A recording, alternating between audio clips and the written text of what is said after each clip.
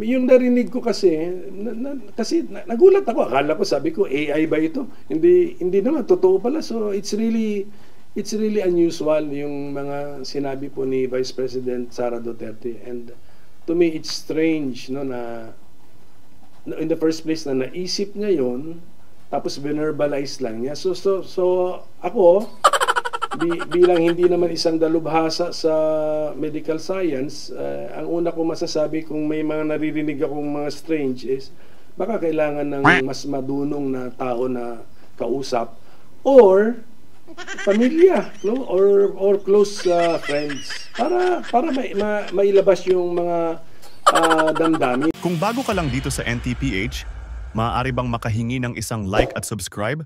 At huwag kalimutan pindutin ang notification bell para ma-notify kapag may ganito tayong upload. Salamat kabayan! Hindi mo ilalabas yun sa formal press conference.